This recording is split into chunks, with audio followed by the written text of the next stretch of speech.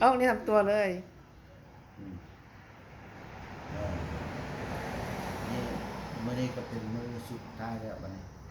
ก็ถือว่าเจ็บก็ถือว่าไข้หลายซะแต่ว่าจะได้พักจักหน่อยประมาณอาทิตย์หนึงอาทิตย์ปลายจะได้หาดอกเตอร์อีกถือว่าไข้หลายแล้วเจ็บพวกเขาก็ถือว่าไข้เจ็บแบบบ่คือแต่เก่าซะเจ็บแขนก็ถือว่าไข้แต่ว่ามันบ่มีเวลามาแต่ถ้าตื่นจักหน่อยประมาณอาทิตย์หนึงอาทิตย์ปลายนั่นแหละ แต่ก่อนแม่นเจ้าลุกขึ้นก็เจ็บแม่นบ่หัวเข่าเจ้าย่างก็เจ็บแต่ต ต้ อ องนนี้ เอามือจับคุมแม่นบ่ เจ็บเวลาจะลุกได้คมทีละหนึ่งลุกนี่ชื่อว่าบริคมสิซะลุกผู้เดียวได้ชื่อว่าไข่มื้อนี้เป็นมื้อที่ในตัวได้เป็นมื้อที่สี่แล้วซิเลย ที่สาม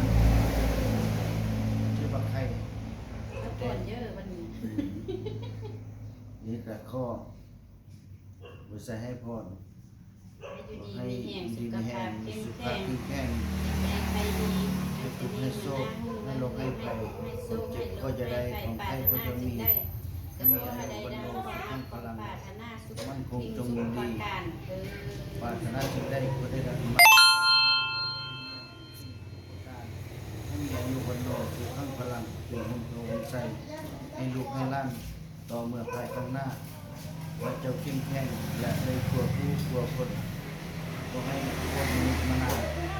ก็ให้มีสุขภาพเข้มแข็งต่อไปภายข้างหน้ามีอายุวันโนสุขังพลังสัพพิติโยวิวาโตภาวะตัตตะระโยสุขิจิตายโกภาวะภาวะอัตนังสิริปัญญาสุปัญญานิโตปะทาปะทังสุนิปัญญาปะทาโนวันโนสุขังพลัง สาธุเอาแม่ตัวมาให้พรเนาะ อุตส่าห์เอาดิ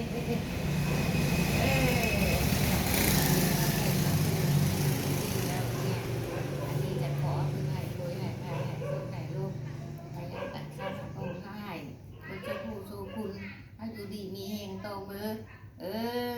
ขอพึ่งนั้นอันอยู่มั่นยืนยาวให้สาวัดวัดสาอยู่ดีมีอะไรก็มันก็ไป